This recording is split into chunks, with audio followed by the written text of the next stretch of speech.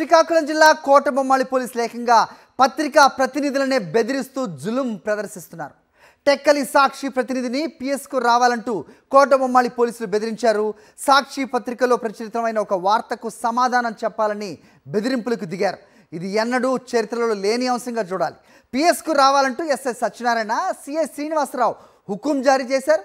Police స్టేషన్కి ఎందుకని SI సత్యనారాయణను సాక్షి ప్రతినిధి ప్రశ్నించగా తినబోయే ముందు రుచులెందుకంటూ వెటకారపు మాటలు మాట్లాడారు.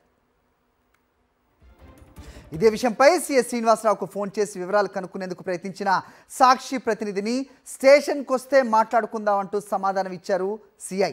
స్టేషన్కి ఎందుకని సాక్షి ప్రతినిధి మరోసారి ప్రశ్నించగా ఎత్తురాళ్లపాడు రోడ్డు ప్రమాద వార్తపై స్టేషన్కి వచ్చి వివరణ ఇవ్వాలన్నారు. పోలీసులు లంచాలు తీసుకుంటున్నారన్న ఆరోపణలు అని ఎలా రాస్తారని సిఐ బెదిరింపులకు దిగారు. స్టేషన్కి వచ్చే సమాధానం ఇవ్వాలంటూ ఎస్ఐ సిఐలు కాకి జులుం ప్రదర్శించారు. చెప్పండి సార్.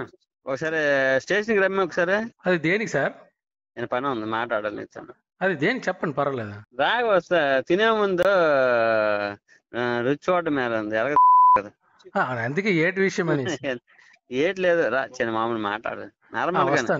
వస్తాను చెప్తా. సిఏ గారికి చేస్తాను. అలాగే. రైట్, ఇదే అంశంపై అప్డేట్స్ మా కరెస్పాండెంట్ సునీల్ ఇస్తారు. సునీల్, ఏం తినిపించే ముందు రుచి వద్దంటున్నారా ఎస్ఐ? ఏంటా బెదిరింపులు? ఏంటి మీదకి ఇన్పుట్స్?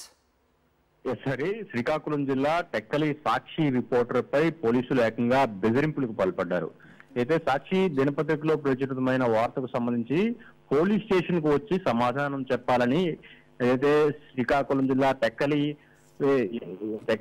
నియోజకవర్గానికి సంబంధించి రిపోర్టర్ ని సాక్షాత్తు పోలీసులు బెదిరించారు. ఎస్ఐతో పాటు సిఐ కూడా పోలీసులు ఎలాంటి నోటీసులు లేకుండా ఫోన్ లో మాట్లాడి బెదిరించిన పరిస్థితి నెలకొంది. కోటబొమ్మాళి ఎస్ఐ సత్యనారాయణ ఒకసారి ఫోన్ చేసి స్టేషన్ కి రా అంటూ మాట్లాడారు. దేనికి రావాలని సాక్షి ప్రతినిధి అడగగా తినే ముందు రుచి చూడడం ఎందుకు, ఎలాగూ తింటావు కదా అంటూ వెటకారపు మాట్లాడుతూ కొంత ఏదైతే బెదిరించే ప్రయత్నం చేశారు. దీంతో టెక్కలి విలేకరు రూరల్ సిఐ శ్రీనివాసరావుకు ఫోన్ చేయగా యాక్సిడెంట్ ఐటమ్ ఎవరు రాశారు, మామూలు మత్తులో పోలీసులు అనే విధంగా ఐటమ్ రాశారు కదా, మీకేమైనా ఎవిడెన్స్ ఉన్నాయా అంటూ మాట్లాడారు.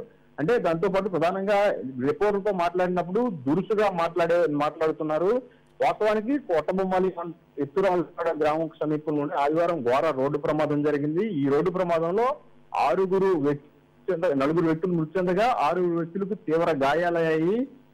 ఏదైతే ఆ ప్రాంతంలో తరచుగా ప్రమాదాలు జరుగుతున్నాయి, ఆ ప్రాంతంలో ఎక్కువగా హైవే పెట్రోలింగ్ పోలీసులు నిర్లక్ష్యంగా వ్యవహరిస్తున్నారని సాక్షిలో అనేక సార్లు ఏదైతే వార్తలు ప్రచురితం అయ్యాయి. దీనికి సంబంధించి ముందస్తుగా అనేక సార్లు పోలీసులకు కానీ ఆ వార్తలకు సంబంధించి హెచ్చరికలు కానీ సాక్షి పత్రికల్లో ప్రచురితమైన పరిస్థితి నెలకొంది. ఈ నేపథ్యంలో మీరు ఎలా అలాంటి వార్తలు రాస్తారు? యాక్సిడెంట్లు జరిగి రైట్ సునీల్.